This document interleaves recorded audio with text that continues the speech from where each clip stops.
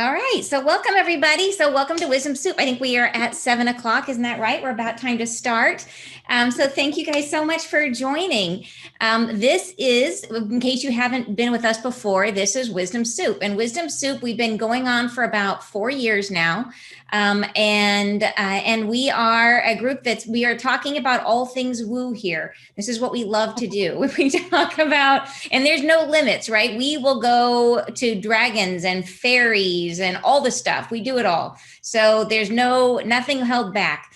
Whatever is interesting, whatever we can explore. So, and we have, if you look back at all of our past talks, and I've been starting to put more and more of them up on our YouTube channel. If you've missed some in the past, you can catch them up on our YouTube channel. But they are the gamut, and we get really good speakers, super interesting topics. And the rule of thumb is I try to find stuff that I'm interested in. I trust if I think it's interesting, I think you're going to find it to be interesting too. So we started out based here in Bellevue, Washington, which is basically Seattle, Washington. And then we started going over Zoom so that other people could join in. And now we're really all over the world. We got people in from all over the place, which is fantastic. It's a really wonderful, very high vibe community. So I'm glad you guys are all here to be part of it.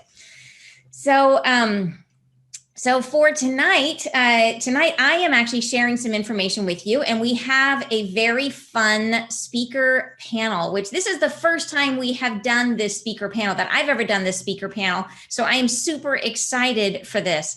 So what we're going to be talking about is some work that's very near and dear to my heart. And by the way, my name is Ann Tucker. I should tell you that.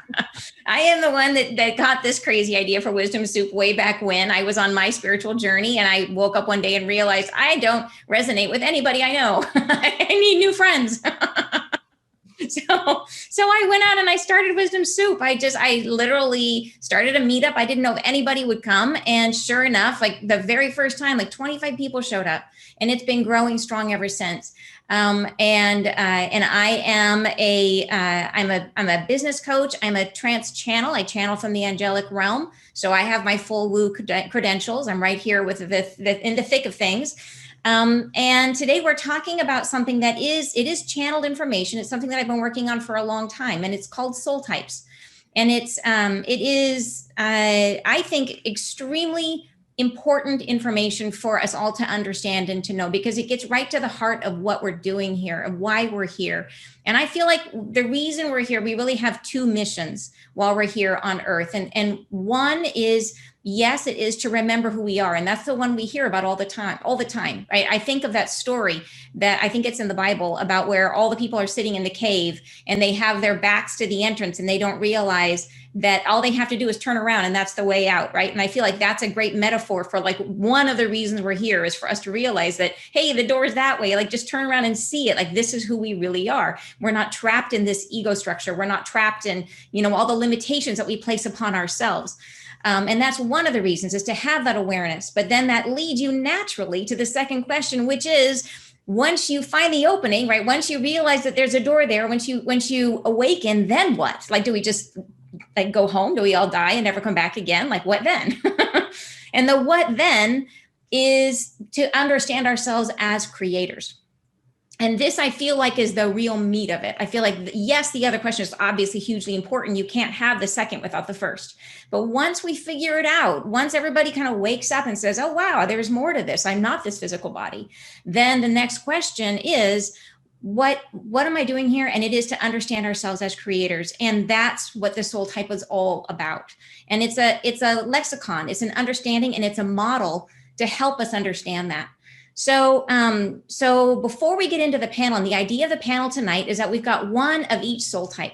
So you'll be able to listen to each one. And by doing that, it'll help you to get a much deeper and more personal understanding of what each soul type is. So, and this is, like I said, the first time we've done this. So I'm super excited. I've got some amazing volunteers here tonight to embody each type. Some people who I think are fantastic people to really represent for their soul type and show that, the greatest features and also the things that are difficult about each soul type. But to just explain, because there are a lot of different personality models out there, right? There's lots of different, you've heard of Enneagram is a wonderful tool. I love Enneagram. It's fantastic. Myers-Briggs or MBTI, right? There's DISC, there's, like, the list goes on. There's lots and lots of different tools that you can use to understand your personality. So how is soul types different from that? Well, all of those tools, most of the tools that all the ones I just spoke about are geared to understanding your personality.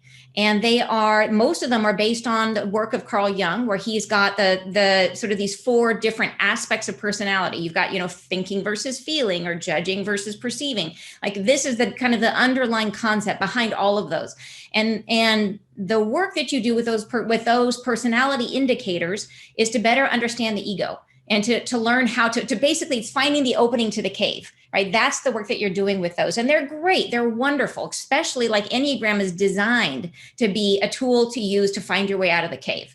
It's the way to show you, oh my gosh, here is the construct of my ego. And here's all the things that I'm doing that are where I'm not seeing myself as who I really am. So fabulous tools, but that's a totally different thing. What the way that the soul type is different from that is that it is not about the personality at all. As a matter of fact, you can have 2 people who have the same soul type and they have completely different personalities. And that's very possible. And you will see it all the time. You'll meet other people who have the same soul type as you, and you'll be like, you know what? We don't actually like the same things. We don't have a whole lot in common, but we think the same way.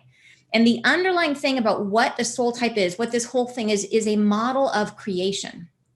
And it is helping us to see the model. How does creation happen? What is it? Like, what is creation?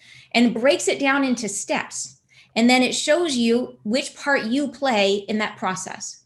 And in a nutshell, that's what the soul types are all about. It's a model of creation, and it shows you which part you play in that model. So in terms of the second part of the question, if the first part of the question is figuring out what, who we really are, the second part is understanding yourself as a creator. That's where this model comes in. It helps you to get the big picture on the model of creation and who we are, what role we play. So, so pretty interesting, right? Like, you can see, is this was starting to come in, and I received this information as like download upon download upon download. And I've been working on it for more than a decade. And it's gotten more and more robust over time. But every time I got a little bit, I would be like a kid in a candy store, because I was so excited, because I knew, oh my gosh, this is like as meaningful as it is, incredibly meaningful for me, and helped me enormously in terms of my own self-understanding. And it's super exciting for me to see as the people that I know that start to learn this model and work with it, and to see the awareness that they get, right? The self-awareness and the impact that it has on their lives. So anyways, I am super excited to be sharing it with you. So I wanted to talk a little bit about understanding this whole concept of creation, understanding that you hear that we are a spark of God, right? That we carry the spark of God. And I have new insight into this idea because of the fact that since I've been trans-channeling angels, when I trans-channel, I go into a deep meditative state, and I raise my awareness up, and I connect, and I go a little higher, and then the messages start to come through, and I just write them down, I transcribe them, and that it's like a conversation. And one of the things I've come to learn, especially something the angels have been talking about with me a lot lately, is what exactly is an angel. And they've been giving me message after message after message, helping me to understand what an angel is. And one of the big differences between us and angels is that we have that creative spark within us. They are the light of God. They carry the light of God, but they're not creators. Angels don't create. And I think that's a big different, and it's something that I would have never guessed or never understood, because we don't always see what's amazing about ourselves, right? The reason why angels are so attracted to us is because we carry that creative spark. We are like a causeway to God for them. They see that aspect of God in us. And so it is that creative spark, the ability to create, which makes us makes us who we are. That is what makes us creators. So and so if you think about, like, I like to think about, and God is my word, so please use whatever word works for you. But I like to think about, God being up there in God Palace, thinking about how do I better understand myself, and thinking, the best way to understand yourself is to see yourself in contrast to another thing. We understand it, and our entire way of understanding our world is by understanding what it's not. We understand through comparison and through contrast. And this is true for source as well, for God as well. So in order to understand itself or himself, God would, let's just say hypothetically, decided to create, to split his own energy into 7 different pieces and to give us each one of those pieces. And each one of those pieces represents a different stage of creation. So it's like there's 7 different flavors, right? It's all ice cream, but it's 7 different flavors of ice cream. We each get just one that's our main way of being in the world. And we can understand all the other types, right? As a matter of fact, of the 7, there's going to be 2 or 3 that you're really pretty good at using and pretty good at understanding. And then there's going to be a few that you literally don't even recognize, that it's just like, it's totally foreign to you and that you don't understand how it works or how to relate to it. But even though you have an understanding of these other ways of being, your way is always your way. And that's because it comes down to, like, the way that you figure it out, what your soul type is based on how you think. And so you hear, in spirituality, you hear that thoughts become things, right? You hear that our thoughts are creative, that our perception, our awareness is what creates. So there is magic to the thinking. The thinking is a big part of the creative spark. So it's that combination thinking, feeling, because the 2 parts come together, thinking and feeling come together in the moment of decision. And the decision is the tool that forces and that forms your creative energy. And so you think about that energy pouring through you, coming through you and coming out of you. And I like to think of it as like Play-Doh coming out of the Play-Doh Fun Factory, and it's coming through you and out on the outside, the end of the Play-Doh Fun Factory. You've got all the different shapes, the star, the moon, the silly hair, and what shape it is your soul type. And you're going to be out there making your silly hair, making your stars. And that moment of decision, the way that your brain thinks, the actual pattern, the steps that you go through in your mind is what shapes and forms the energy. So you can't be another type because your brain works this way, and it's always worked that way. From the moment you were born, you were thinking this way, right? You came out of the womb solving problems in one specific way. And you can understand another type. You can kind of have a lot of traits that resemble another type. But at the end of the day, you have your way of solving problems. So, and the goal for us all is to become increasingly flexible and to learn to work in all of the different aspects of creation, to learn how to grow into the other soul types and begin to embody the other soul types. So I hope that makes sense. It's kind of fire hosing the information at you there, but hopefully that makes sense for you guys. So an important thing is, like in terms of how does this affect your life, it's going to show up anywhere that you're making decisions. And the process of creation, the places where so you could go through a whole life and only experience your own soul type. You could go through your entire life and just know your own self and have insight perhaps into a couple other types, like I said, but really you're just going to live your own version, your own pattern, your own creative identity. And you're going to be the true essence of that soul type in terms of source learning about itself through you. You're going to be having a full and embodied experience of that one specific aspect of creation. But over time, I was going somewhere with that. I was trying to say, where are you going with this in terms of your understanding yourself as a soul, that once you come up against something that forces you to create, to become creative. And I'm not talking about drawing a painting, making a painting or doing the things you usually think about in terms of being artistic. Certainly that is creative, but that's not embodying the process of creation. The process of creation, one of the best ways to experience it in my world is to have a business and think about the challenges that you have when you're trying to create something like that, because you have to go through all these different stages. You have to do things that you don't know how to do. Maybe you're great at public speaking, but you stink at bookkeeping. Maybe you're great at developing new products, but you're terrible at following up and doing newsletters, right? There's going to be things you're great at because they're in your zone of genius, they're in your soul type.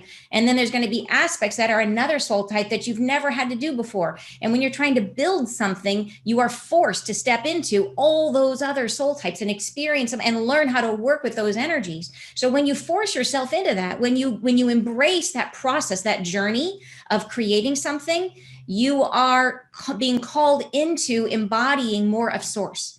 You are learning to integrate more source energy, more aspects of source, learning how to work in different aspects of source. And by doing that, you are becoming more whole, right? You are integrating and becoming one within yourself. So the whole process to me is talk about, the ultimate spiritual journey mixing with business. Like, you would never think, we think of business as being this like anti-spiritual. To me, it can be the zone of spiritual genius, because it is a place where you really bump up against your limitations and are forced to move into all aspects of source.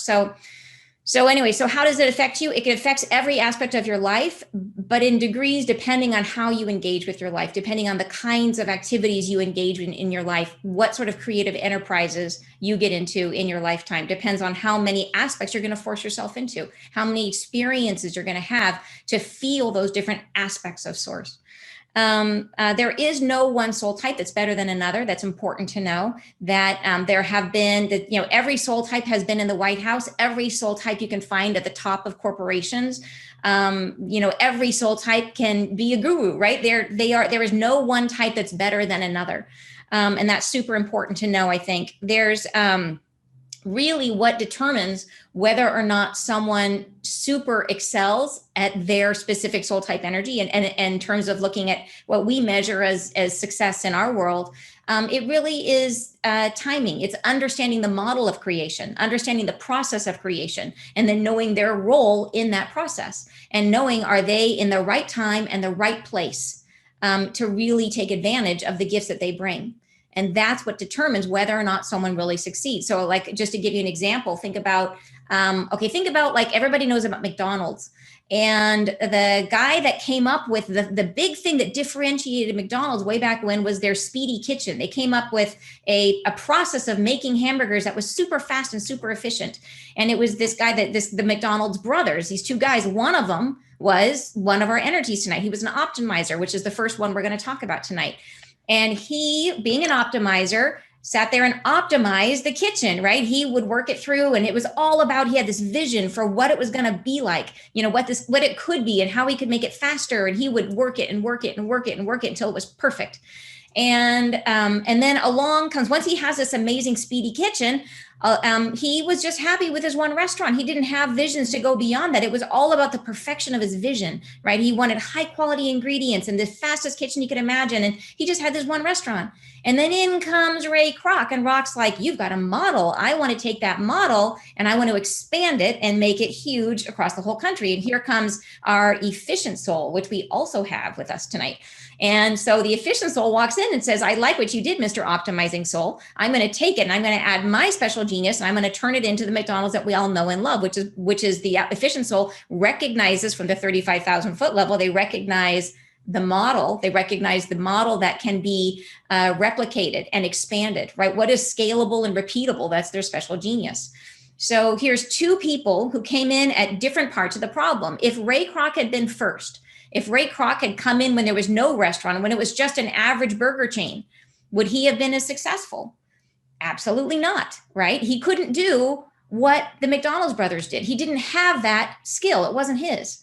Same thing, vice versa. If Ray Kroc had developed the speedy kitchen, and then McDonald's brothers came in after they'd done it, would he have had the ability to have the vision of what was scalable, to understand how to take a model and grow it? Absolutely not. Right? It wasn't his zone of genius. They had to come in at the right time and at the right place in order to become and to take part and have the role that they did. Does that make sense? So that explains a little bit about how this is a model, and understand that really the goal is to understand our role in it. So, okay, so let's get into our panel tonight. And I'm super excited to introduce each of them. And my thought is, what we'll do is I will first tell you a little bit about what the energy is, and then I'll introduce our panelists, and they're each going to answer the same question. So the questions that we're going to ask them tonight is what is it that, how is it that their particular soul type shows up in their life? Like, how does it show up in their work and in their life? And then the second question is going to be, what about their soul type is difficult? What do they have problems? What do they struggle with as part of their soul type? And my hope is that you're going to listen to each of them, and you're going to find through the stories that they tell, the experiences that they tell you about, you're going to see which one it feels most like you, right? You're going to see which one resonates for you and help to understand your own soul type. So I think this is going to be a lot of fun. So tonight, let's start with our optimizer tonight is Kevin. And let me find you, Kevin. Hold on, I got to look through our thing here. There you are, Kevin. Thank you so much for joining us. Let me get you pinned here. All right, there you are. This is Kevin Grass. So nice to have you with us, Kevin. I'm going to go ahead and ask you to unmute yourself. Thanks, Ann. Great, thank you for joining us. So, so Kevin is an optimizer, and I'm going to go ahead and give you a quick rundown of what an optimizer is. So, an optimizer, and I can relate to this because I am an optimizer too. So.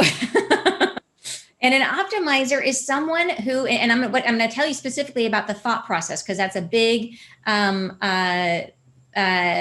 part about how this works. So the optimizer whereas if you are not an optimizer, your thought processes may be very linear. It may go A, B, C, D, E. Optimizers go A, 2, F, 4, 7. They have a non-linear thought process. And what this does for them is it helps them to think outside of the box, that they will see things that have no relationship to each other and see them in a brand new way and figure out ways of putting them together to create something totally new. And the way their process works, the reason why we're going with Kevin first as an optimizer is because they come in at the very beginning of the model. They come in at the beginning of the process, and it's like they will come into a situation, come into a problem, and they will get a download. It's like a vision that comes in, like, here is an idea of how you can solve this problem. And that comes in like a vision from source, and they see it and they fall in love with that idea. And then from that point forward, it's about trying to figure out how they can make this idea come to life. And they don't go through a big comparative process. They don't do a bunch of research. They might take some time to maybe look to see if there's anything that's going to not work, right? They might try to prove them, see if there's anything that shows that this can't happen. But they're really just looking, is there is this at all possible, what I want to do? And they fall in love with their idea. And then from that point forward, they're living in the future, making it happen. And so the magic of the optimizer is they have the ability to birth new ideas. So in the creative, and compared to taking this to the natural world, the optimizer is like in nature, the creator of the seed. They're the ones that brings in and physicalizes the concept. Does that make sense? So, all right. So Kevin, we would love to hear from you. How does being an optimizer show up in your life and in your work? Well, everything you said is just dead on. I'm really great at big ideas and lots of ideas. I've spent my career in advertising, which is great for brainstorming and coming up with concepts. And definitely the way that I think is non-linear. It's you get the idea first, and then you almost put together almost like a mental collage to where you start sticking things into what you want the vision to be. And then you start to, unfortunately, have to deal with the details. And that's such a good point, because that's not with that non-linear process. You're not always connecting the dots, are you? Right. And so that can kind of lead you to miss some things or to skip over some things. And that's not quite as fun for an optimizer. It's the big idea is definitely the fun part and the easy part. Right. Yeah, exactly. So, and how would you say for you, is there anything you run into with being an optimizer that's difficult or challenging? Yeah, I would say the detail part of it. When you get into a situation where you have the idea and then you have to start filling in the voids. For me, it can get to a point of a little bit of analysis paralysis with all of those little tiny details. Yeah. And that's always the tough part. I get that. I totally get that. So, so with the creative stuff, do you feel like you get ideas in that way? Do you feel like you have the sort of the download of idea that comes in? And what is that experience like for you? Yeah, definitely. It can be really random too. We're not really sure where they came from, or there was nothing that prompted it. You know, it was just, here's an idea, and I think I can make this work. Yeah. And do you find that in terms of sharing your ideas with other people, how does that go? Oh, it's really difficult for me. I think probably because it's not a linear process. It's like I don't even really understand where to start. Yeah. And where to even begin telling people about it? Yeah, exactly. And Yeah. so you just start kind of filling in little details until they get the overall idea. Yeah, yeah. And do you find, like, in terms of the joyfulness of the process, how would you say your process is a fun process, an exciting process, or what is the emotional experience of your process? Oh yeah, at first it's really exciting. Anytime you have a big idea, that's the motivation. Yeah. I would say as the process goes on, um, trying to get to the point where you can put it into action is maybe a little bit more frustrating. The big idea is definitely the easiest part. Yeah, yeah. And do you find that it is, have you, in terms of things that you've come up with, have you been able to physicalize them and actually create them in the world? Your big ideas, have they come to life? Yeah, I've ran some started some events from scratch that have been successful, and I would say they came to fruition, but maybe not exactly in the way that I had envisioned them, because when all those details start coming in, so you just have to be adaptive and flexible with that part of it, and know that the idea is still there, but maybe it's not going to come across exactly the way that you first envisioned it.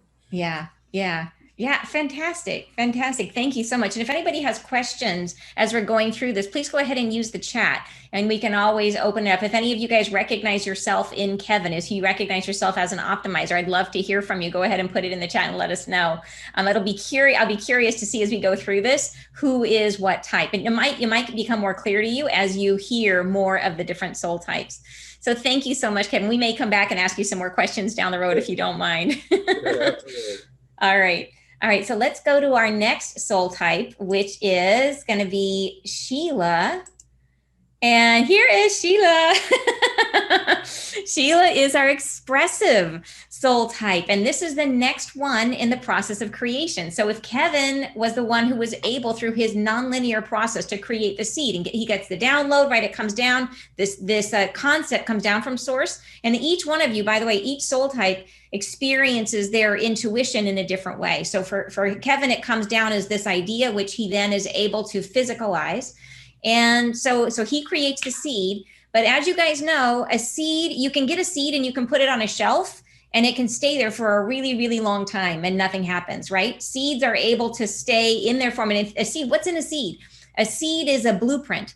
The seed has the blueprint for what the plant will become, right? The seed actually has all the information the plant needs to become what it's going to be. But by itself, it's just a seed.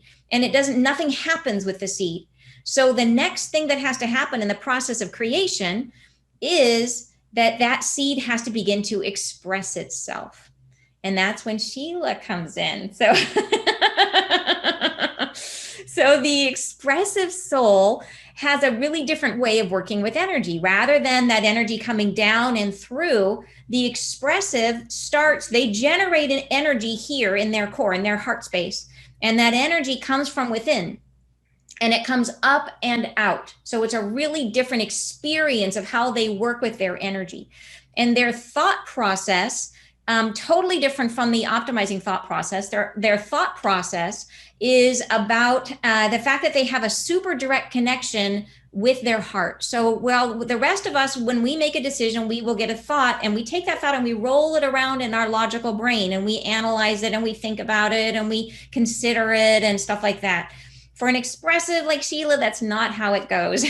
For an expressive, the emotions, it goes directly from emotions out, and it's an intuitively guided thing. They speak what they feel, and they are able, because they have this extremely strong connection to the heart space, they are able to feel into what is it about this that is going to be the most that's going to speak to other people's emotions. How am I going to move people? How am I going to influence people? How am I going to create energy in other people? Right. And so she can feel into that and then speak into and influence others. So what this looks like from a natural perspective in nature, this is that plant beginning to grow roots and beginning to stretch out, beginning to express itself, right? To be. And so in human form, what this looks like for Sheila is being able to express and to speak in a way that inspires others and influences others. So Sheila, can you tell us a little bit about what it is to be an expressive soul? Yeah, it is to be completely jazzed listening to Kevin, being like, give that to me, I got it.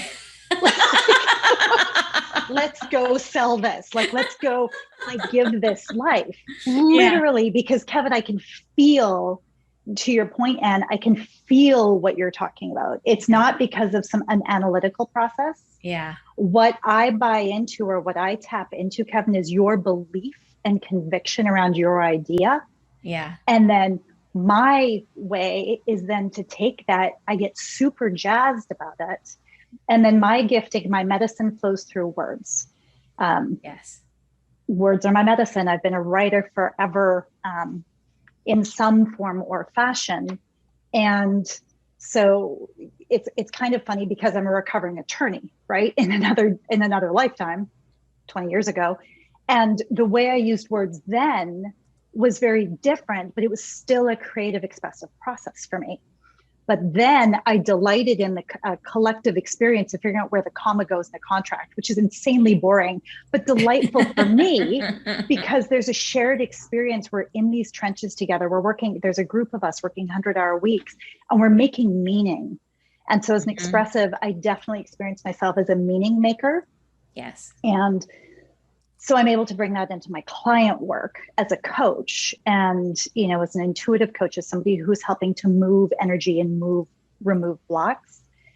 And I'm thinking about a very specific example with a client that I had. This was years and years ago, and she was a cop, like undercover narcotics, super tough, super badass in all the ways.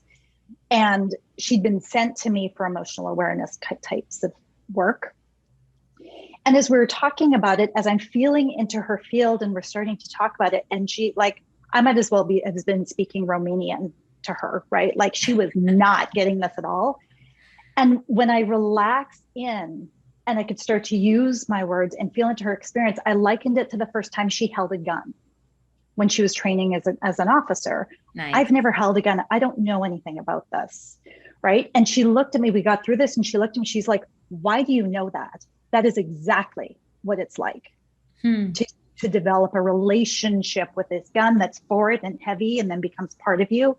And, it's a weird example for me, but it was a really poignant example, I think, of the expressive being able to create meaning and describe the human experience in a way that really has reverence and respect for whatever her experience is.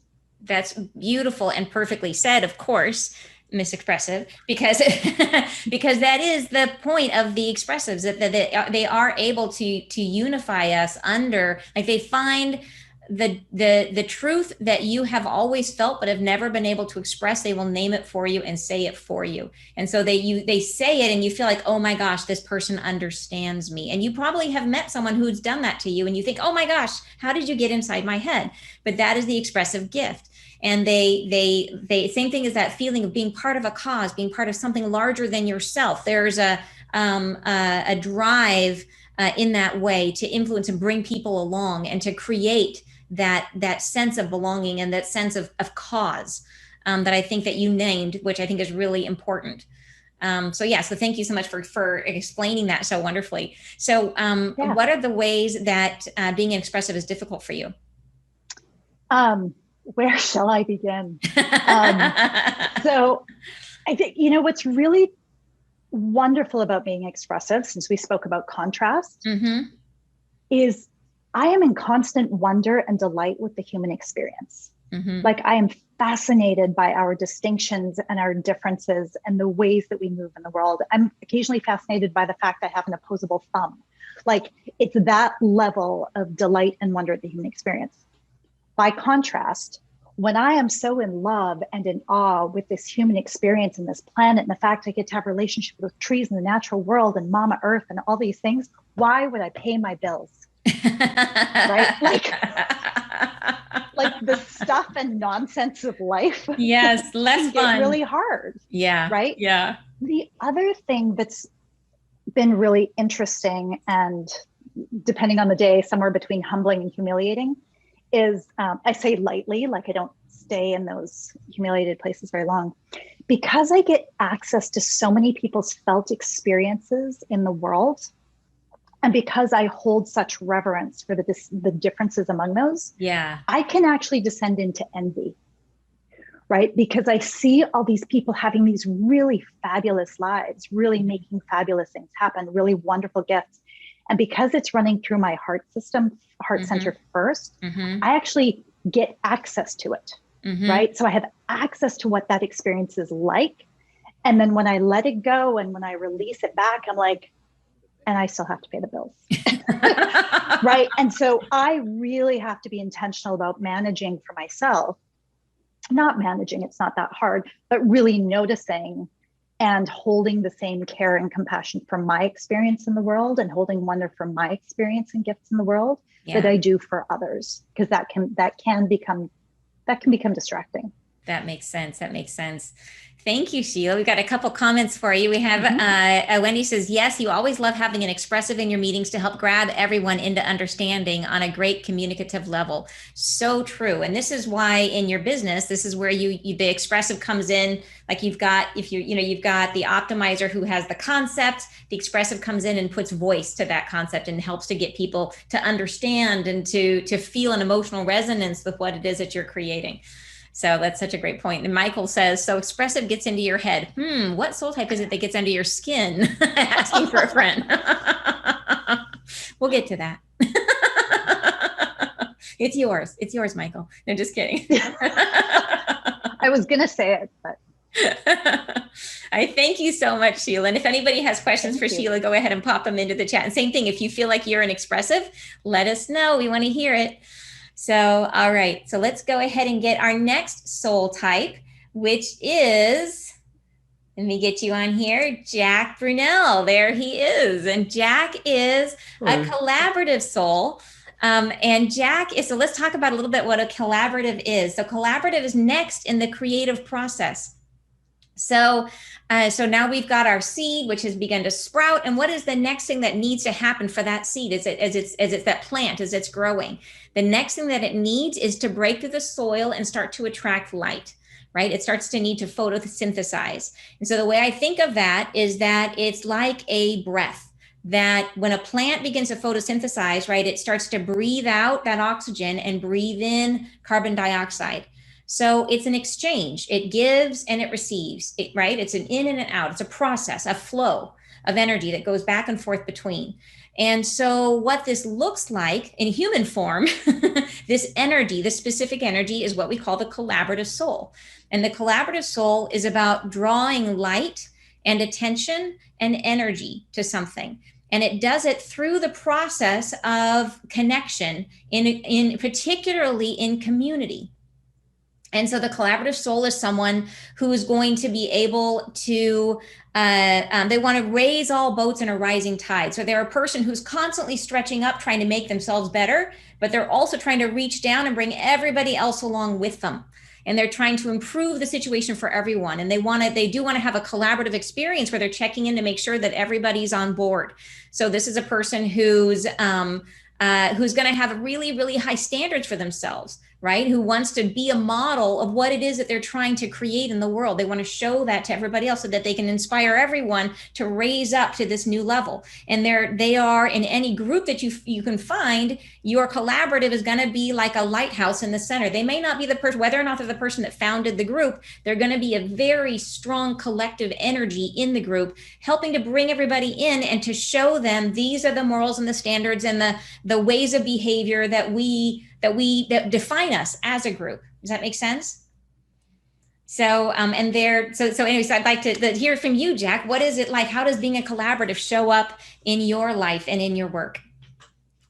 Well, first of all, I must apologize. I am sort of a kind of a last minute backup guest. So again, I'm not to say that I'm prepared is definitely untrue. But high standards. Absolutely. I do believe in high standards, right? That's very important to me. And, especially when I'm working in such, delivering good value is of extreme importance to me. But, I think it's definitely, there's definitely truth to the fact that it's really important to me to, I guess, work in a collaborative fashion. In fact, just today I had a pretty dreadful meeting because, yesterday we had a meeting with a few folks who we are doing a project for, and at a different company, right? And the meeting went quite well. My teammates were rather silent, which was a little bit disconcerting, but things seemed to go pretty well. And today I thought that we had it kind of on lock, and it turned out that they had all these objections I had no idea about. It was very much not good, but again, I think it's something that I was very much attuned to in that moment is, I wasn't, the thought in my head going in wasn't what, a thought of, I guess, of just not noticing, right? I guess I thought about it. I noticed it. I was concerned that they weren't saying enough. And I think that definitely speaks to how I am in that way, is that it's important to me to make sure that people are bought in, that people are kind of with it. And they're interested in what's going on, and that they care about what's going on, and that if somebody's not, how can we get them on board? In that sense, it is really kind of that next stage, right? Is, you can do some things alone, but you can do a lot more together. And it's important to make sure that everyone is involved and capable and bought in order to achieve the best possible result. Exactly. And what do you think about, like, so you're in a graduate program right now. How would you say that other people in your program would describe you as a member of that program? I definitely, the answer to that question already, but it's a leading question. Yeah, of course. We're quite wise to those tricks, I reckon. But I do make a good effort to network. It's important to me to do that. Again, for me, that's just a seeking value thing, right? But also, that's it comes naturally. It's not difficult to do that. But that's the key. Is the rest of us can't do it. So tell us what you do. Perhaps. I'd love to know. How do you do this? Yeah, well, I mean, it's hard to say exactly. Well, how do you do this, right? I mean, it's like, how do you get up in the morning, right? I mean, well, I get out of bed, right? And I think that speaks to the fact that it does come more intuitively to me than others. I used to, back when I was an undergrad, I actually used to teach, large economics tutorials, and I had a great time doing it. And, I'd be in front of crowds of 200 people, and I had told my friend, hey, you want to come in? It's your birthday. I can get them all to sing happy birthday to you. And they were mortified. They thought it was a horrifying, just terrible thing. And it would be completely embarrassing and unbearable. I said, huh? Me too. Embarrassing how? Huh?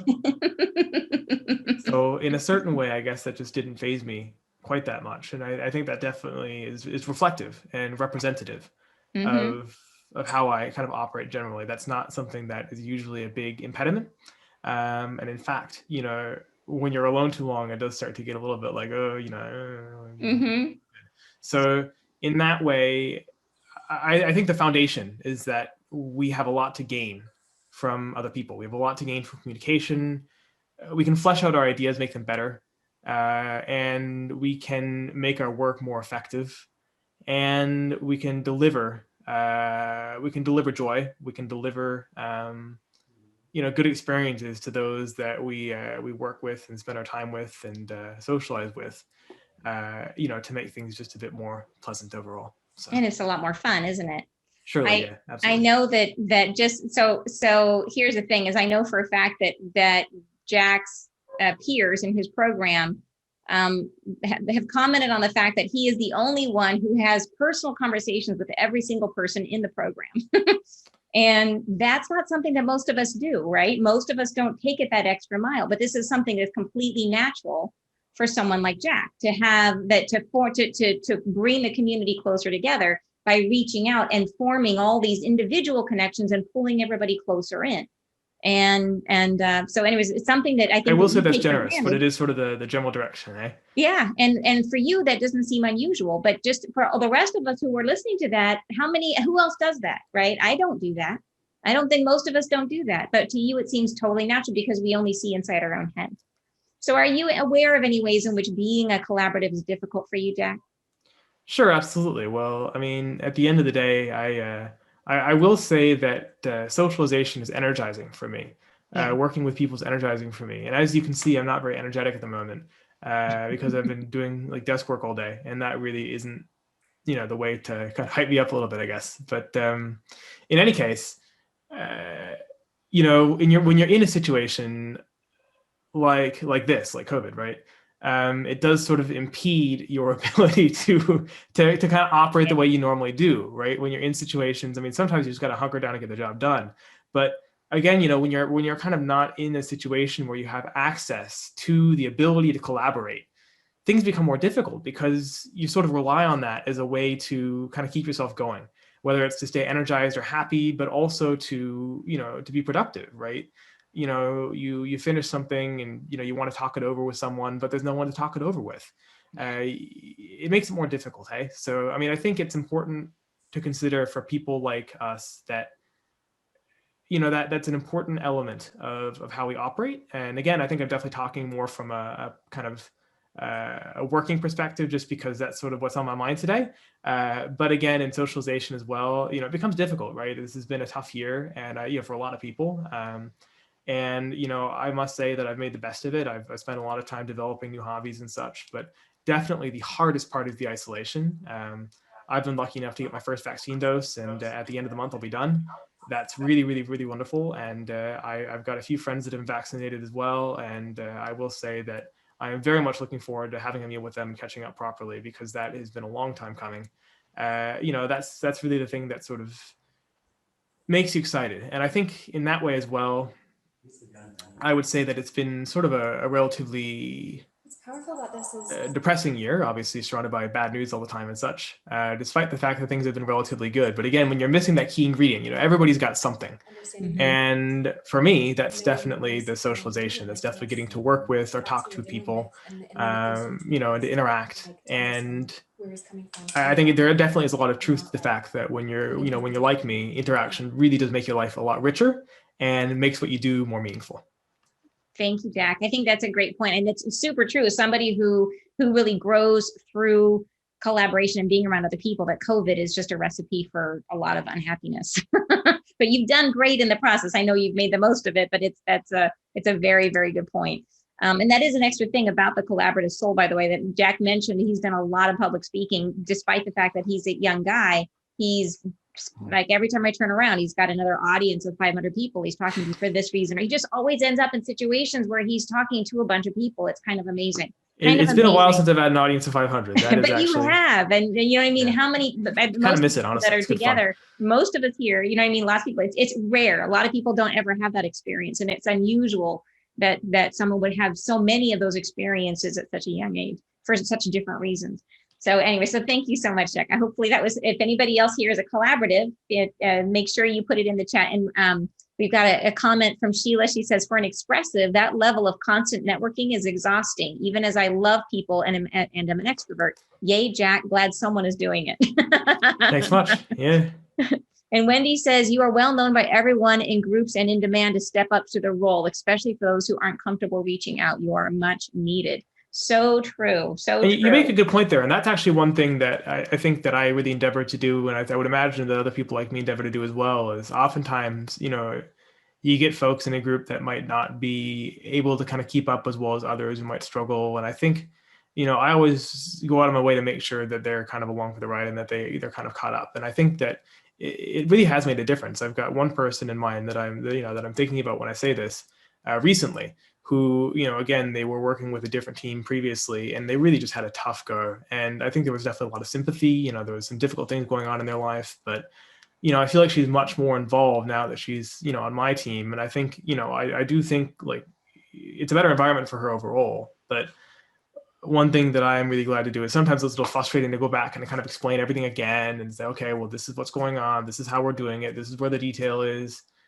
Okay, here's, the answer to your nth question that honestly, I think is, inside kind of not a great question, but, I'll stick around and answer it because that's, that's what I need to do in order to ensure that everything is successful. And, it definitely does pay off. And, even though sometimes that can be a little bit frustrating, it's not something it's not a bridge too far for me. You know what I mean? It's something that I'm happy to do because, and at the same time, I know like when I'm on the other side of that, I'll hope that people will help me out and make sure that I'm able to kind of get where we need to go. So yeah, perfect. Thank you so much, Jack. I really No problem. appreciate it. And you guys have questions for Jack? I've put them in the chat. All right. So next we've got our coaching soul, which is Erica Larson. And hello, Erica. Hi, Anne. Hi, everyone. And the coaching is the next one in the process of creation. So think about our plant. It's gone from the seed. It's begun to with Kevin, and then it sprouted with the help of Sheila, our Expressive. And then it broke above the soil and it started to photosynthesize, which is the process of bringing in light and awareness. And think about, as I say that, like talking about Jack having all this public speaking, most of the collaborators that I know end up being members of tons of different groups, ending up on stages. It's that the whole light drawing in sunlight, drawing in light and attracting energy. So next, what happens for the seed? If you think about a plant's development, think about what happens next. Is it then begins to push its roots down into the soil and to draw in water, right? That's the next thing that happens in the plant's development. And when it does, if it doesn't do that, the plant wilts, it falls over. Right? So what the plant really needs is support. It needs that to draw in that water from below, energy from below to become turgid so that it has support. And that is what happens with coaching energy, which is what Erica is, a coaching soul. And coaching souls, their prime motivation, the thing that fires them up is connection, one-to-one connection with other people. And this is how they draw in support, is by forming one-on-one relationships with people, by forming connections, right? If you think about like why do people support something, is because they have that sense of personal connection, that they like somebody, they trust somebody, and then they're ready to move forward, right? And the specific gift that a coaching soul has is that, and this is where their intuition comes in, is that when they see somebody or something, and either one, a person or a thing, is they're able to look at that person and understand what is that person's highest and best expression, what is best about that person. And they're able to see that even if the person isn't living to that highest expression at the moment, they can perceive this is who this person could be. And they see them that way. And so when you're interacting with a coaching soul, you can see yourself from their eyes. You see yourself as who they see you. You see yourself as your best self, and you're inspired to live up and be that best self. So coaching souls can be amazing people developers, people managers. And that's kind of how they orient their life, is around forming those connections and forming the depth of one-to-one relationships. So Erica, how does being a coaching soul show up in your life, in your work? Well, it's so interesting because what you just described about seeing people's best selves and helping develop people has actually shown up in my dreams through working with Michael Sheridan and analyzing my dreams. So that's so cool to have that, confirmed even in my dream work. But yeah, it's seeing people. It's funny because it's almost like those rose-colored glasses where I see their best potential. And so I'm able to help, I think, hold that bar and get them to believe in themselves. Yeah. And then gradually kind of shepherd them to that space. Right. And so it's really beautiful in that way. Sometimes, I do a lot of that kind of like shadow work, right? Some of the deeper, trauma and energy work and stuff. But, and so that's a natural part of my work. But if I'm working, if I'm not in that zone, in that intuitive zone, oftentimes, I feel like the rose-colored glasses can take over and I can ignore, some of the flaws or whatnot. but yeah, the rose-colored glasses, the seeing the biggest potential in my clients has been a really beautiful benefit of the, of my soul type in the work that I do as a healer. Absolutely. Although, and the other thing that is beautiful about it is that I'm so motivated by one-on-one interpersonal relationships. That deep and meaningful connection is really, really important. But with that, it makes me like I have a challenge with when Jack was talking about being on being on stage, public speaking and working with groups. I was like, my anxiety literally was like coming up out of my heart into my throat. I was like, oh God, I have to speak next. Yeah. Yeah. It's not typically the thing for coach. That's to say that coaching souls can't be public speakers, because they can do, like I said, everybody can do all things, but it might not be your most comfortable space. It's not my most comfortable space. I definitely prefer to stay in the cozy zone of one-on-one. And how does that show up as a healer? Do you find that you have that being a coaching soul helps you as a healer? Absolutely. So I think in a number of ways. Definitely in rapport. So being able to make that deep and meaningful connection with a client. I feel like I've gotten feedback before that my clients see me, it feels as if they're my only client. That's awesome. Right? That's great right there. That's a great example of, exactly what you're talking about. Yeah. And so, and that also lends to, I get a lot of referrals, and I also have some I have a lot of long-term clients, people that have been with me for 5-6 years, that just work continuously, and even in a smaller fashion, because when you're working with someone that long, it's like, maybe they check in every once in a while and stuff, but I tend to make those connections that last quite a long time in my work. Yeah. That's fantastic. Mm-hmm. So are there any ways that being a coaching soul is hard for you that you're aware of? Yeah. And I'm not, maybe you can help me understand exactly why, but like I have a hard time with decisions. Yeah. And I think it might lend to kind of seeing the good in all of the decisions. And so having a hard time picking. A hard time picking. Yeah. That's exactly right. That's exactly right. Yeah. So you might find that it's a difficult thing with the coaching soul is because the fact that they can see what's good in all things, that when you're making a decision, you're making it with that emotion center. You're feeling your way to what feels best. But if you feel what's best about something, and then you compare it to another thing, and you compare it to another thing, and you compare it to another thing, and every time you're trying to call up those benefits again, as you're making the 5th comparison and the 6th comparison, and you're trying to feel it again, it's like hearing a joke for the 5th time or the 6th time. It just, even though those benefits are still awesome, they just don't have the same emotional punch. So everything starts to stick together, and it becomes really hard to figure out what you feel. Like, which one do you like best? You can't feel it anymore. And I know I'm doing it when I'm like, I don't know. What do you think? I don't know. Yeah. What do you think? Like, I'm trying to get other people's validation and thoughts and opinions, because I've lost kind of my bearings. Yes. Yeah. That's awesome. That's awesome. All right. Thank you. So I'm guessing that we've definitely got some other coaching souls on the call here with us. So if that resonated for you, go ahead and drop it in the chat. Let us know how that shows up in your life, or if you have any questions for Erica about what it's like to be a coaching soul. Thank you so much, Erica. I appreciate it. Thanks, Leanne.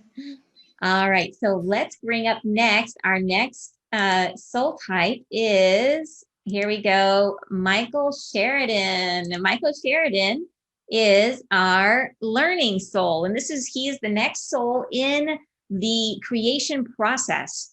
So what's happened now is we have our seed has gone all the way through its sort of period of growth, right? So it started out as a seed, and now it's a full-blown plant, and it's supported, it's got water, it's got roots, it's got everything, and it's growing away like crazy.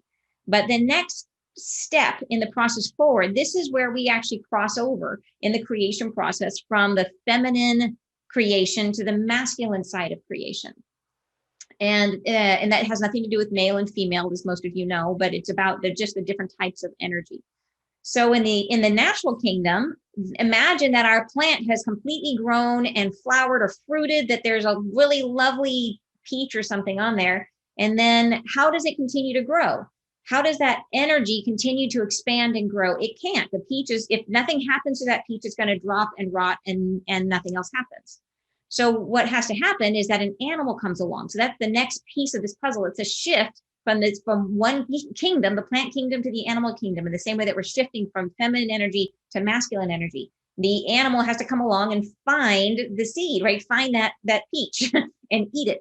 So in that process, the learning soul is the one that's going to evaluate what is it that's worth keeping and what should be gotten rid of. Where are the gaps? Where are the problems? What can be, what is worth, it's all about analyzing and understanding the potential. So our learning soul they are also engaged in, it's still a creative role that they play, but it's creative from the masculine side. And they are using logic. They're extremely logical and analytical. So of all of the soul types, our learning souls are going to be the best decision makers of all of us. So whereas most of us, when we make a decision, we tend to be happy with about 75% certainty, our learning souls go for like 95% certainty, and they love getting there, because the whole process of doing the research and learning and understanding is that logic and then analysis. Their inner drive is for mastery. What they really want, the thing that makes them happy, is that sense of learning for learning's sake. The true joy of learning is what motivates them, and that's sort of the underpinning,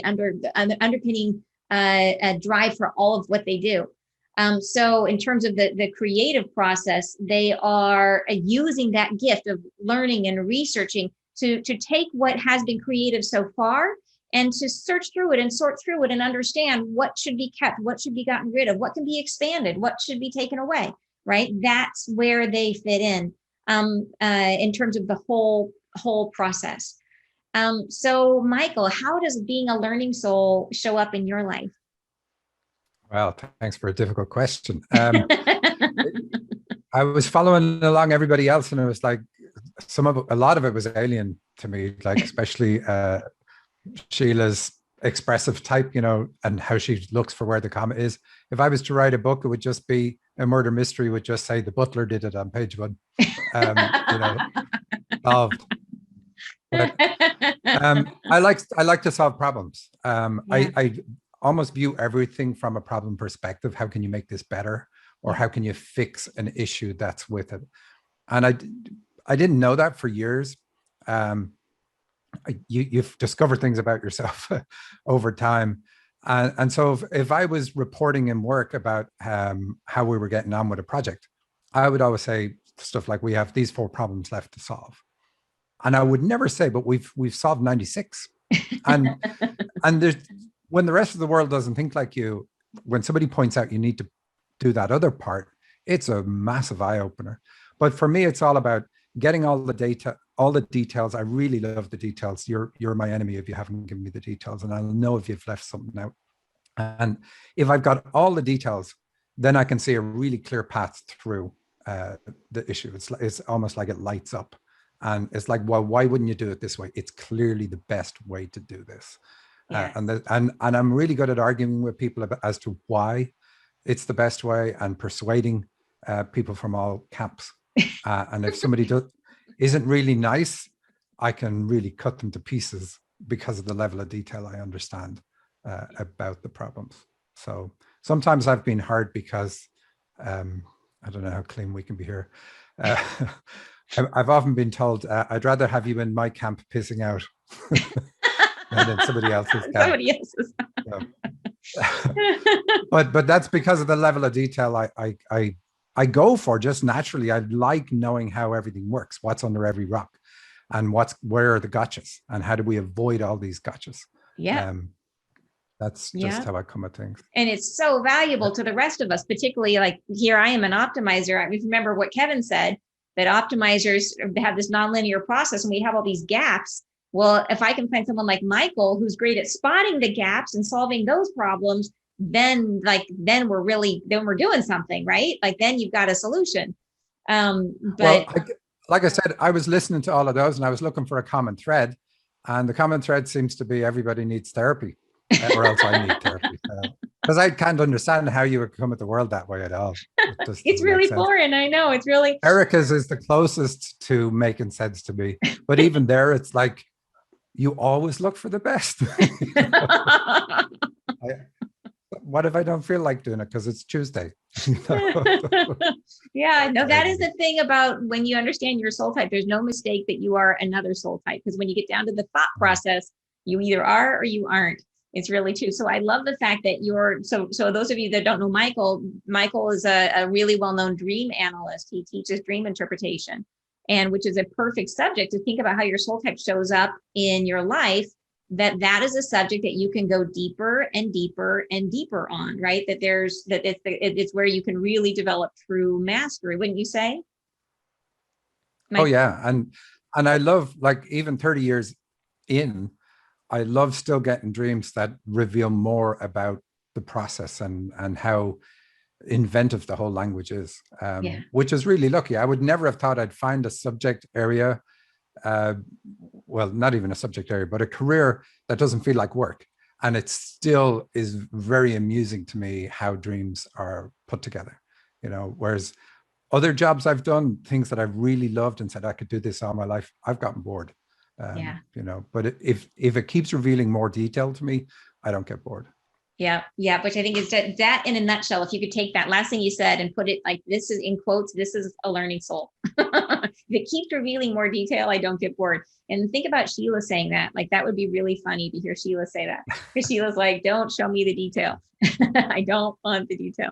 So Wendy is saying, you're the one, Michael, who helps us all to have an educated thought and opinion, to realize what we missed or hadn't thought of when brainstorming. Exactly. So you can imagine so far the people that we've talked to, all of us being in a room together and solving a problem and what that might look like, right? Think about the role that each one of us plays in that process, and you start to see the beauty of creation in action, how we each step up and play our piece of God, how we play that instrument that we own, and how all of us together we create source. To me, it's an amazing and beautiful thing to watch. So, all right. And Michael, any words on how it's difficult for you? No, I'm lucky to have the only soul type without any issues. Life is good for you. It's all cakewalk for you. Yeah, I can get really stuck if there isn't a clear problem. So if I weigh all the data and there's 2 or 3 potential paths, that's a nightmare scenario for me. That's like I've overlooked something and I need to re-examine the data and re-examine, and it's horrible. And I didn't realize that that's what causes me a problem until you told me. Yeah. I was like, oh, that's what it is. But even knowing that, I can't get out of that. It's still like, I don't walk that way. That maze doesn't have an exit at that direction, and I still have to go there. Oh no! Another thing that I'm not good at is staying in touch with people. Yeah. Like, I'm from Ireland. And when I contact friends, they're like, oh, hello, stranger. We weren't sure if you were alive. That's the common response I get. And again, I didn't know that was part of my soul type. I just thought, oh, I don't know why I have that difficulty. I almost always need to have a solid reason for something. Like wasting people's time is not something I do ever. And so I tend to contact people. Yeah. Go ahead. I think that you would think that is that. And it's so funny. Like, think about you in contrast to Jack, who the way he gets things done is by connecting with people, So for you think, oh, I'm wasting someone's time if I call them. For him, it's like, no, this is the work, right? This is what we do. This is how we accomplish things. And he says he networks and it's like falling off a log to him. I'd rather fall off the log. No way do I want to network.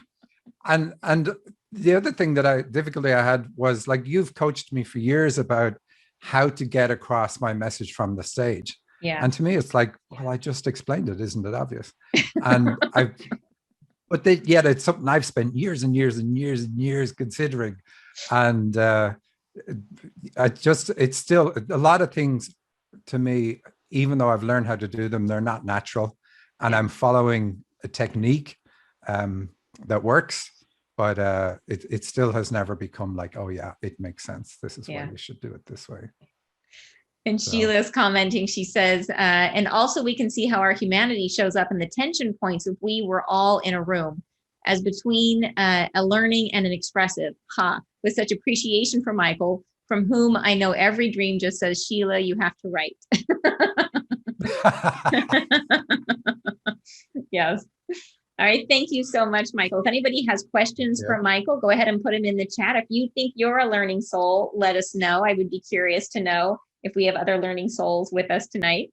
So, all right. So let's go ahead, and our next soul type, who's probably almost asleep or very well asleep, is Amina, joining us from Luxembourg.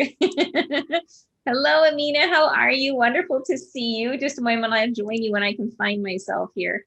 I'm just searching. Hi, Anne. Hi, everyone. Yeah, it's 5:10 in the morning here. Oh my gosh. Thank you so Time much. to wake up. Thank you so much for being part of this. So I wanted Amina to join us because she is an efficient soul, and I will share with you what an efficient soul is. So they are next in the process. So if you think about our energy that we're working through the natural world at the moment, we had our peach has now been, we've had the peach has been grown, and then Michael, with his learning soul, he was able to analyze and deduct and to discern what is edible. Like that over there is an edible thing. So what's next? The next person who shows up on the scene is Amina with her efficient energy. And the efficient energy in this process of creation rises up to the 35,000 foot level and looks down at the whole chessboard and looks to see where do they want to go. They say, oh, look, from up above, I can see, I want to go over there. So they're spotting, like, I see the peach. I want to get to the peach, right? And then from that above perspective, they can draw the straightest, cleanest, best line back to themselves. And so it's about learning, but from that perspective, they are able to see what are the people, the resources that I'm going to need to get there in the most efficient, fastest, best possible way. And they do it in a very detached way, right? They're able, it's really about being efficient.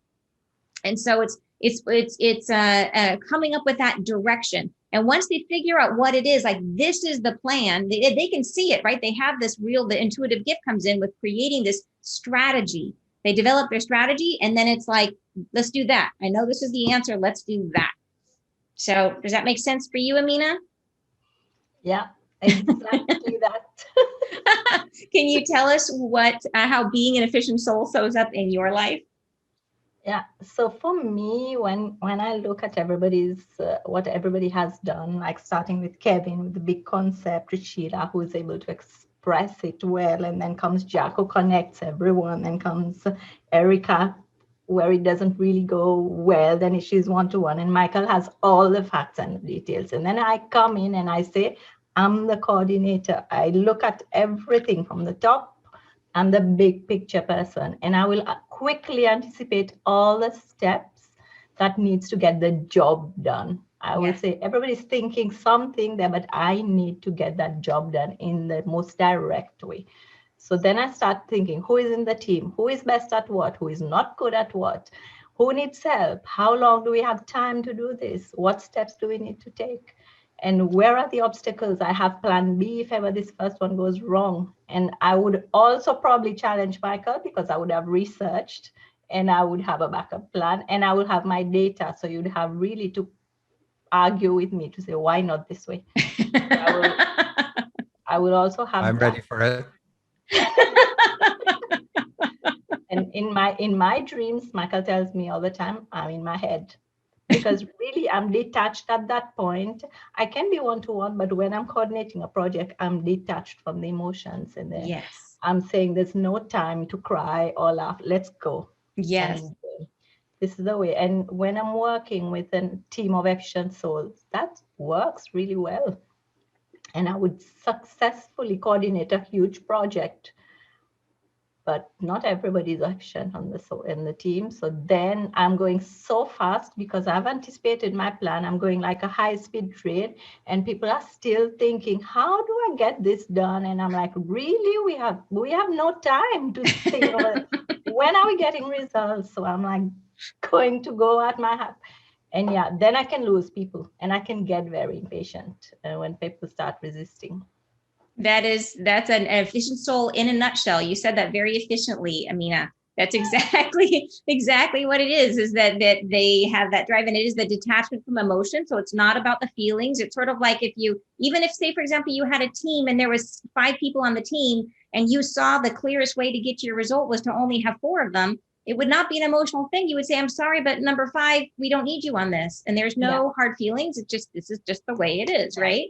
you'll join next time, but not for now. Yeah, And exactly. I would probably need Erica then to go and tell the person why you're not on the team, you know. Right, exactly. So so no, it's a magical gift for like I talked about the Ray Kroc being the guy who came into McDonald's and saw the speed kitchen that the optimizer McDonald brother had developed and said, hey, this whole thing that you have here, Ray Kroc's goal was to have a crazy great business, and he saw that the fastest way to get to his goal was to buy this speed kitchen concept and to turn it into, streamline it. And one of the interesting things about that story is through the whole process of growing McDonald's, the constant fight between Ray Kroc and the McDonald's brothers was that Ray Kroc kept wanting to be efficient. He was like, well, we don't need to have real shakes. Let's have shake powder. That's not efficient to have refrigerators and blah, blah, blah. And the McDonald's guy is like, my vision is to have the best, whole natural foods. And so he was, loved his vision. They had major fights because they were trying to accomplish different things, different motivations. But so is there any way that, so you mentioned in terms of one of the challenges that you have is that you, maybe some people aren't able to keep up with you in terms of they might be left behind or not bought in. Is that what you mentioned? Yes, that's the point where I have grown a lot, because now I'm into the coaching field. So I have realized, wow, this is not the way to go if you want to work with people. So I detach from my emotions and I stay in my head when I'm on that path of efficiency. And I don't connect to what people feel, which is unfortunate. So this is something all efficient souls should bear in mind.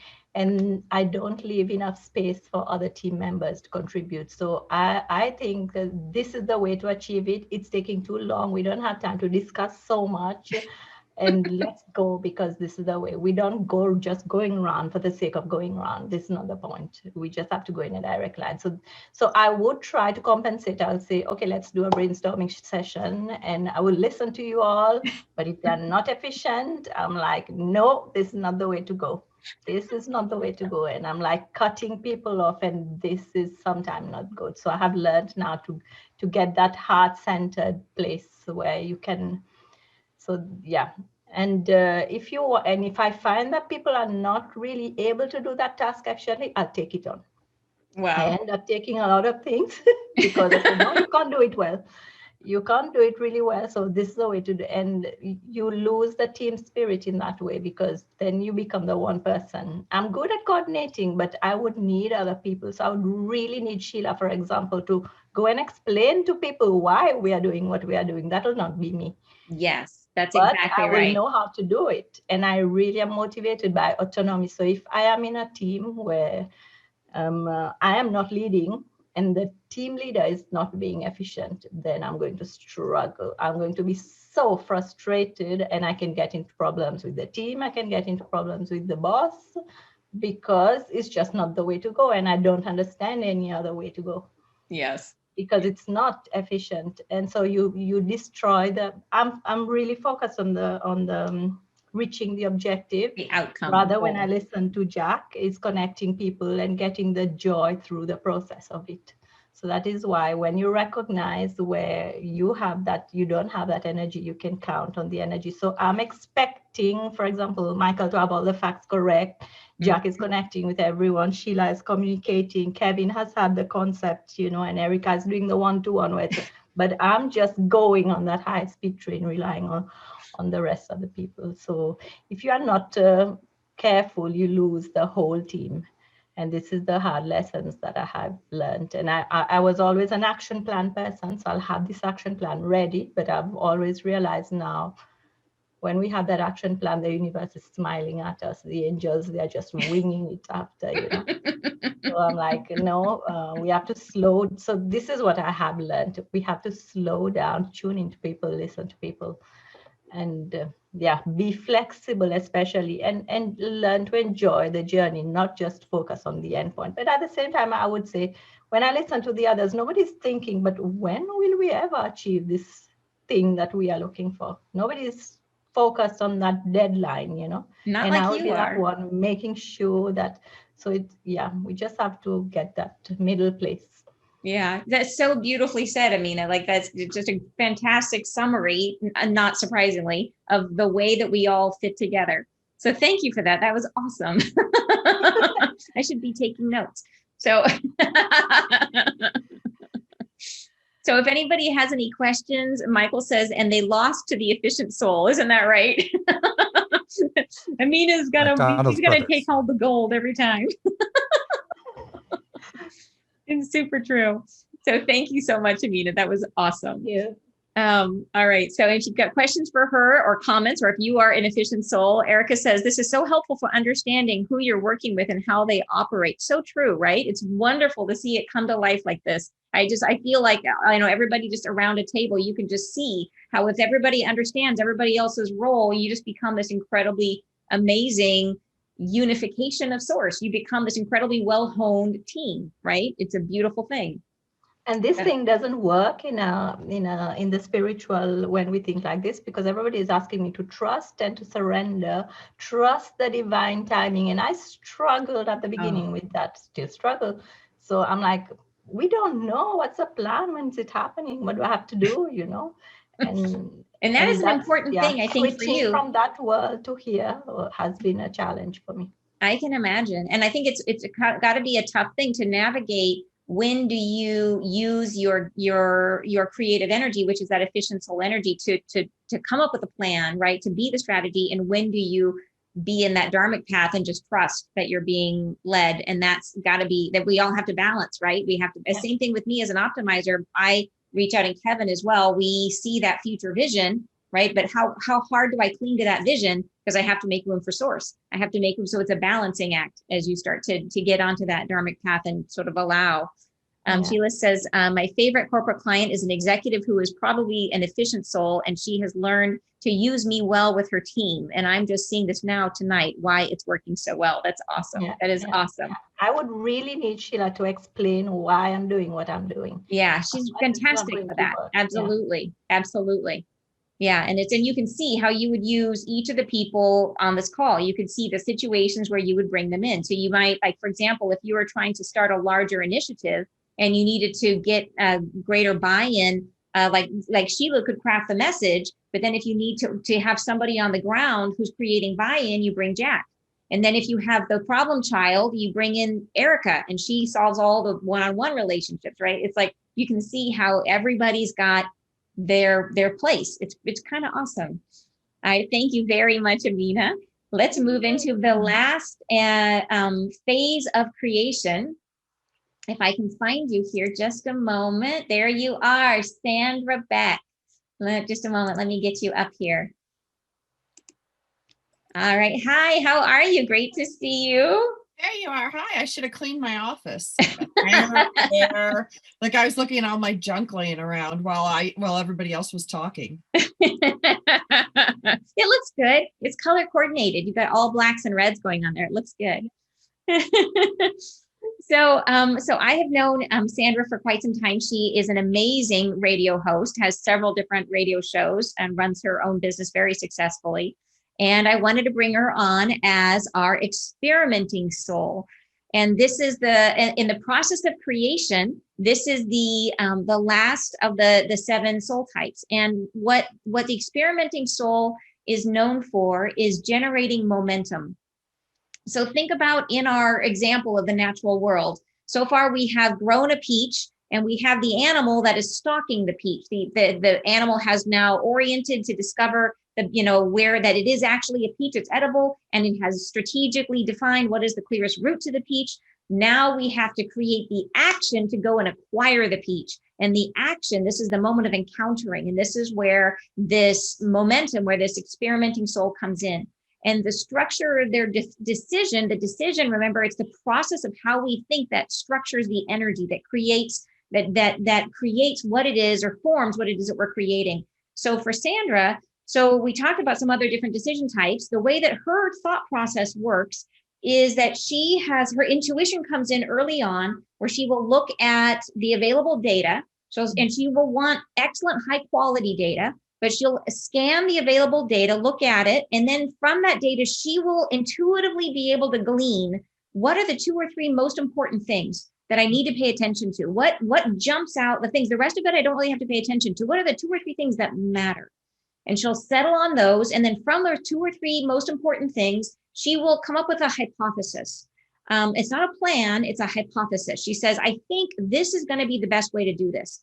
And then rather than going through a big process of planning and testing, evaluating that, she will instead immediately jump in and put that into action and test it out and see if it works.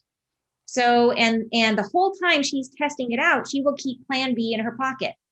So if it's the whole time she's working on it, she's in motion, she's doing it, and then she's constantly scanning, looking left and right, saying, okay, how's this working? Is this good? Is this bad? Should I change it? How do I adapt? So you find a lot of experimenting souls will be in like first responder situations, or they will be in industries where there's really fast, like high tech, where there's where the lifespan is really, really short. And because they're great at adapting and turning on a dime is something they're phenomenal at. So Sandra, can you tell us a little bit about, and it's all about, by the way, the big thing in terms of the big picture is they bring momentum, and think about how crucial that is, how hard, it's one of the hardest things to do is to get things moving, that all of us can be in our little zone of genius and we can get stuck in our little zone of genius and nothing happens, right? The optimizers, they can get stuck like, oh, I just need to make it a little bit more perfect, or I just need to change one more, I got one more idea I have to change. The efficient souls, the experimenting, not experimenting, but the expressive souls, they can get, they can lose the momentum because it ends up being too many details and the gas kind of flows out of it and they can't get reconnected to that. Or our coaching and our collaborative souls, they might get so engrossed in the connection that nothing actually gets moving, right? Our learning souls, they can get into this place of a pause and ambiguity where they just sit in the neutrality. They sit in a neutral zone and nothing happens. So it's so bringing in Sandra's energy is what gets things. It's like going from 0 to 60 in like 2 seconds flat. It's like zoom. That's the energy. And it just literally comes up from the ground. It's a lower chakra energy. So they channel it from the earth up through the lower chakras and out through the solar plexus. So it's pretty awesome. Sandra, what does it show up for you? How does it show up in your life? It shows up in my life when I just get things done. Like, it's really simple. I just get them done. It doesn't matter, the downside is if you get in my way, you have a good chance of being steamrollered. If you talk too long, you've lost me. I'm a NTK girl, like need to know. Tell me what I need to know. Where's my feeler? Who is my feeler? The feely girl. I love the feely girl. I don't have feelings when I work. It's just that simple. They don't come in. They don't come into my consciousness. So I need a feeler to say, okay, slow down. You just run over 15 people. There's bodies flying everywhere. And Amina, you and I would get along great together because I'm like, okay, execute. Like, that's my big thing is most of the types don't execute. Now, does that mean sometimes I run off half-cocked? Absolutely. Do I shoot first and aim later? Yes, those are the downsides of my type, but I only know this one way. And that's the thing that with these soul types was really hard for me to go, okay, slow down and attend to the feelies. Okay, the people who are the status quo people, give them a chance to catch up. These were things that I really had to learn because I can be a little my way or the highway if you haven't gotten that yet. That makes a ton of sense. And that's a perfect description of an experimenting soul. So would you say that you're adaptive? Are you able to adapt easily? Oh, turn on a dime. I think it's partially my experience as a programmer. My background is in technology. So you're wrong all the time in technology, and you're trying to design something that's never existed before in human history. So, hey, no pressure there. And people come to you and they want something fixed now. And one of the things, I worked a lot with the military, I worked a lot with the Marine Corps as a civilian contractor. And when you make a decision and you pull that trigger, I would rather pull it quickly so I have more time to figure out what my next steps are. those people like, and they're so great. They're like, I've got all this research. I'm like, yeah, get to the point. They're like, here's what I'm thinking. Okay, get to the point. I feel that this, don't have time for feelings, just get to the point. But when we get to that point and I shoot the gun and I miss, then it's like, okay, where's data guy? There was data guy up here, and data guy is like, I've got the data of, why this didn't work. Okay, tell me why this didn't work. Now let's correct. Now let's fire again. And programming taught me, just keep failing till you figure it out. Like, there's no shame in failing. That's where Feely comes in and tells me, oh, well, people feel bad, they failed. I'm like, nope, failure, it's just every day is failing forward. And eventually, once you fail enough, you'll get it right. So true. I love the saying for experimenting souls is the goal is to fail fast. Fail fast so you can adjust and change and learn, that you learn from the failing. So great. The other one I love is that that if it's perfect, it's late. Right. Right. Or progress, not perfection. And then the other thing, like, you need to know about dealing with my soul type is you will just hate me 99% of the time. Whereas Michael was like, or somebody said, like, who gets under your skin? Well, that would be me. But then everything comes together and it's this miracle, and everybody's like, wow, that's so great. And they forget how many times I ran over them or hurt their feelings or dismissed their data, all with the zeal of hitting that target, of getting that goal. So I know that I piss people off. I know that I annoy the crap out of people. I know people say I can be like a harsh, unfeeling monster. And that's okay, because I will get the job done. And, nobody's going to die. Nobody's going to die from hurt feelings or because I didn't read your data report or I went through with a pen. Like, during this time, my kid gave me his college application thing. And I'm like, really quickly, I'm like, wrong. And then came back to today's thing. And, I can soften it a little bit. Like, when I'm working with children, and that this whole drive thing, very, very different with child energy. Oh my gosh. But with adult energy, like, too bad, so sad, get over it, let's get it done. Let's make it happen. Exactly. Like, Amina and I would be really good friends. Oh yeah. I would go in and say, Amina, I need this yesterday. And she'd be like, I got it. I have a protocol for it right here. It's already I know exactly how to do that. Come in and tell me to calm down. Feely would always tell me to calm down. Well, you totally nailed it, because you and Amina share the same core motivation, which is autonomy. So you both have as your internal drive is a desire to be able to chart your own course and make your own decisions and get into action. So it's easy. You guys are easy. It's easier for you to work with each other. The interesting thing is, now that we sort of looked at all 7 types, is that we have those ones that we find the most resonance with, that are sort of the easiest for us to connect with, that share a similar motivation. But then we have our opposites who balance us out. So for you, your opposite is going to be in the same box as Jack and Erica, is going to be those people feelers, is the ones who are able to connect and collaborate and develop relationship, are the ones that you actually all. It's like, I can't run amok.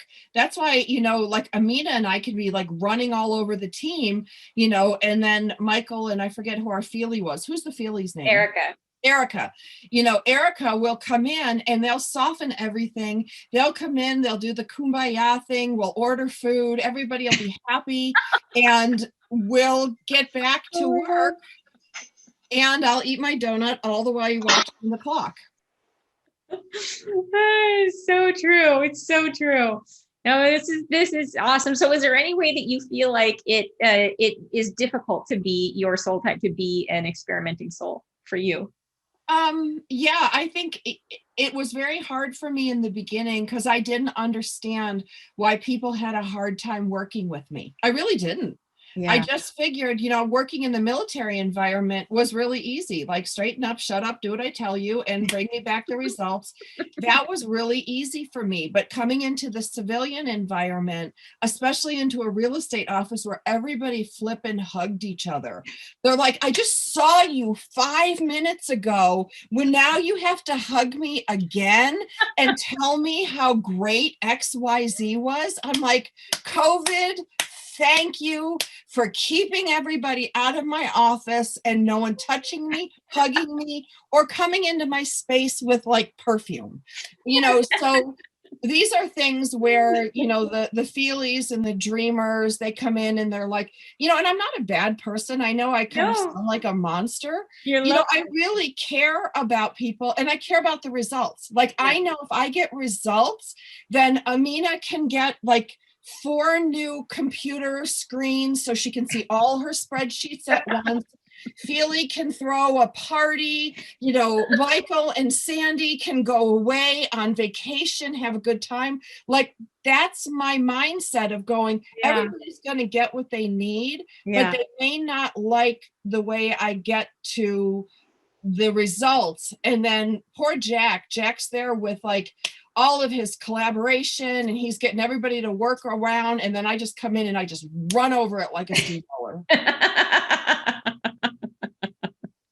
Well, though, I got to say that in my own being an optimizer, one of the ways that I understand working with these different energies is I'm trying to grow into all of them, is that your energy is one that I step into all the time. That I find whenever I find myself getting, especially as an optimizer, one of my weaknesses might be that I keep getting drawn back into doing the thing I'm most comfortable with. We all are. We are all drawn back to doing the thing that is our natural soul type. So the piece of the puzzle, the stage of the problem, which is our natural type. So for me, I keep wanting to go back and redesign things. I could just make that little change. I want to go back and change module 2 or whatever. And that's me. And whenever I keep doing that, I have to get back into my head and say, wait a minute, am I engaged in my momentum? What steps am I taking right now to get me to action? And I have to step into your mind frame, your mindset, and say, okay, what is my ultimate goal? And am I taking the action to get me there? Is this thing that I'm working on right now directly connected to my ultimate goal? And if not, why am I doing it? And and it's work, but I find it to be an essential part of running my business, that I need to be able to use your energy in order to do it. Well, and that's the thing with goal setting. Like, when you try to set goals and you have all these different soul types, like, that's where, you've got these plotters and they're planners and they're really great and they're doing their thing.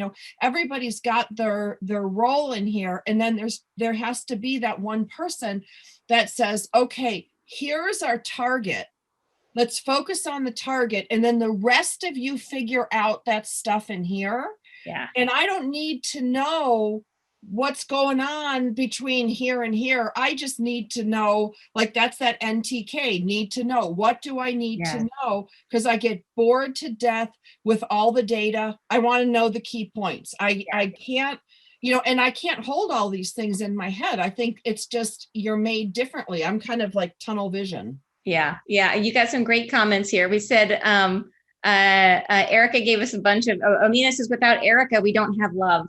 So about Erica's coaching soul. And then Erica gave smiley, smiley, smiley. And then Amina said, I would work really well with Sandra. I will plan and she will program it all. And then Jackie said, Euro says, Sandra is the best. She is his idol. Yeah, until he has to work with me. Totally. And then Amina says, Kevin designs the concept. Sheila communicates it all. Jack networks. Erica connects one-to-one. Michael makes sure the facts are right. I coordinate using the big picture. And Erica programs it, or Sandra programs it efficiently. We are all together. We are a dream team. That's exactly right.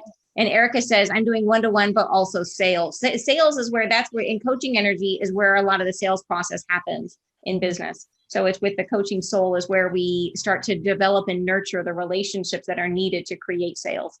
So that's exactly right. So so awesome. But you're right, you guys. And this has been, and Nanan says, wonder what my soul type is, maybe optimizer or coaching soul. Be curious to know, Nanan, now that you've heard each person speak, which one resonates for you? Which one do you feel sounds like when you hear what they say, which one do you listen to and say, oh my gosh, I do that too, or I feel that way too?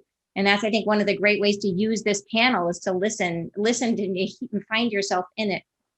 So, so you guys, this has been phenomenal. Thank you so much, Sandra. That was a fantastic example of what an experimenting soul is. You are a poster child for this whole time. Thank you very much. Can I ask a question that was +1 by Erica, which is the only reason I'm mentioning it? Yeah, It was higher up. Oh, I'm sorry, I didn't see it. Yes, please do.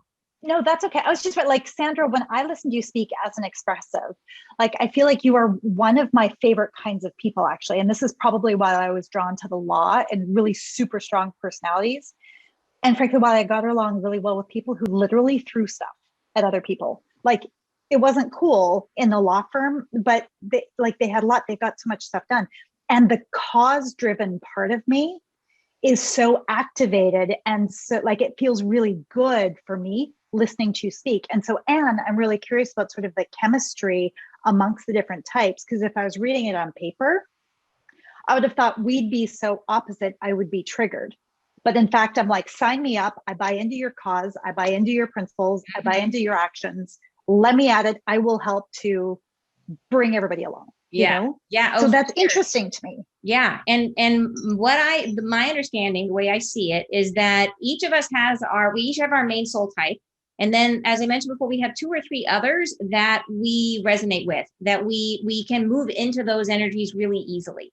So, so for example, for me, I can blend into coaching energy really easily, and I can't be a coaching soul. I don't think like a coaching soul. I don't have all of those capacities, but I have some of them. I use some of them. And so for usually, you might have some of the abilities. You might have learned to adapt, and most likely you were trained into it when you went to law school, because we learn, like, you're born with one, but our life is long, and we are put into situations where we're stretched out of our natural expression, and we have to learn how to behave in other ways. So that may be a really familiar energy to you.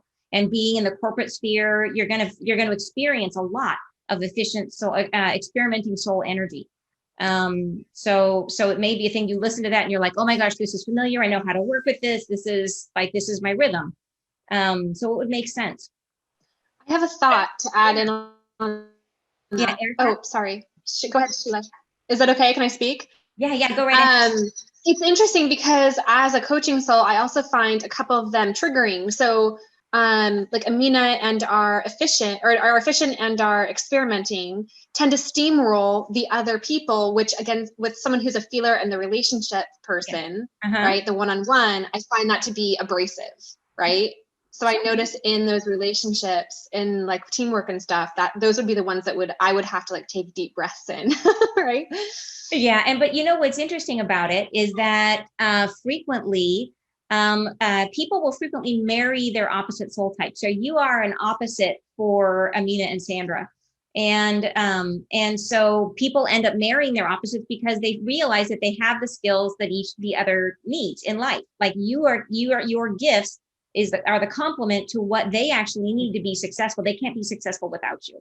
Because as much as they might want to focus on the action, that if you don't, like Amina said, if you don't bring people along, you get halfway down the path and you turn around and there's nobody there and you're by yourself having a party of one. You know what I mean? So you have to alienated the whole team. Yeah. Yeah. And we know it's all about the energy, that even if an experimenting soul has an amazing amount of stamina. They have because they pull their energy up from the earth, they have their lower chakras is what's activated. You meet them and they just have, like, you can tell talking with Sandra that she is a powerhouse of energy, and she like teaches her own, like, what is it, like super cycling class, and like, right, like like you do, right, like she's got a ton of energy. But even so, that one person's energy can't compare to the unified energy of a whole group of people. That when other people come in, they're adding their creative mojo to the puzzle. So it's essential. We have to, at the end of the road, it's designed in such a way that we have to all be together. But in terms of the triggering, it's about, we have to learn that we need each other and we have to learn to work together. And Sandra, for the purposes of our conversation today, I mean, she was half joking with half the stuff that she was just serious, but also with it. I mean, like, she's obviously very aware of the role of that you play and that all of us play. But you might find if you're working with somebody who is less aware, like I can say when I was in the corporate sphere, when I would get, like when I was working with people who were at the very top of the food chain, because of the fact that they were very successful at what they did. Like I'm thinking of one guy that I work with who was an experimenting soul. And he was very convinced that his way was the only good way of getting things done because he had been it had worked well for him. So he knew that his way was going to work, right? He knew that if he could find other people that thought the same way that he did, that they were successful too. And he didn't understand what it was about them that he was gravitating to. But over time, he gradually weeded out his team until they were all experimenting souls. And I could see it happening, right? I could see him, like he would say, oh, that guy doesn't have any talent. That guy doesn't know what he's doing. He can't pull his weight. And it was a great person, but he just happened to have a different soul type and didn't solve problems in the same way. And he would steamroll over people. And over time, he did end up, it was fascinating is over time, the company changed hands. It was a huge corporation. It got bought by another huge corporation which had that company emphasized a different style of leadership. And all of a sudden that guy was forced out and the guy who we originally didn't like became the leader of the group and everything switched, right? So it's like I said, there's no one soul type that's better than another. They all have their opportunity in the sun. But in terms of rolling over something in there. What? I want to just throw something in there to Erica. My two right hands, Erica, are you. One's named Aaron, one's named Robin. And their whole, like they jokingly say they speak San. That's what they call it since my name is Sandra. They're like, okay, I speak San. And they'll jump in the meeting and say, okay, I speak San. And they will say it in a rather culturally, socially acceptable way of what I'm trying to get across. Because I can tend to be very blunt, very quick. And then Robin or Aaron will step in and say, well, what she really means is this.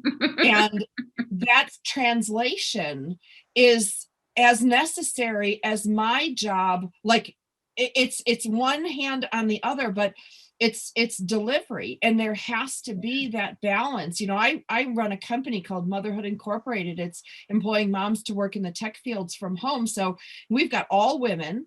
We've got all types, and the Ericas in my organization, Aaron and Robin, they're the peacemakers. They're they're like the grease. Like I might come in with a big grinding thing, then they come in and all of a sudden everything's going smoothly. And I don't know how they do this. That's their magic. And I stay out of their magic and I let them have their magic. And I think that's the big thing of why when we're different types like this and we recognize we need each other, like I can't function. I'd be out of business without Jack's and Erica's and Michael's and Sheila's. I mean, you can't as an organization, you're like this living, breathing machine. And Amina, like we all play this little role. And even though I might be the one who's like, hey, it's my way or the highway, you know, Erica and Sheila will say it to everybody in a way that's like, oh, okay, I can buy into that. Yeah. I think it's a super good point. I really do. So I'm looking at the comments. Let's see. She was looking, and Nana's looking for where can you find about the soul types. And I do teach about it in Business Energetics. If you want to, there is a book on it. Sandy just put it in the comments. If you want to see the book, it's called Undoubtedly Awesome, and it's about looking at the 7 different soul types and how you experience doubt as a soul type. So you can find it's on Amazon. If you search my name on Amazon or search Undoubtedly Awesome, you'll find the book if you want to find it. So thanks for asking, Nanan. And that's also available. You can find it on my webpage. If you go to amtucker.com, there's a link to the book. So thank you so much for adding that, Sandy. And then, and thank you to Sheila for answering to that. And then Amina says, and the Business Energetics course is just brilliant. Oh, thank you so much. So the Business Energetics is where we teach about how to build a business using and understanding the 7 different soul types. So you go through, and remember how I walked you through the process of creation in nature, how you go through each stage. That same process of creation applies to anything that you create, including a business. It has to be something complex, right? You can make a painting, and making a painting does not use all 7 soul types because you're not bumping up against all the different functions. Creating a business does cause you to grow into all different soul types. And the course Business Energetics teaches you how to grow into all 7 soul types in the process of creating the structure for a business. So anyways, thank you so much for mentioning that, Amina. I appreciate it. So anyways, you guys, this has been amazing. I thank you so much to our panelists. You guys are incredible. That was just like, I like, it just worked out so beautifully. You were perfect for this. So thank you. So this is super fun. I loved it. I will be putting this out on YouTube for anybody who missed it. So you can catch it later. Thank you guys so much. And we will be meeting again, always on the second Thursday of the month, again on here at Wisdom Soup. So I'll see you guys next month. Thank you so much.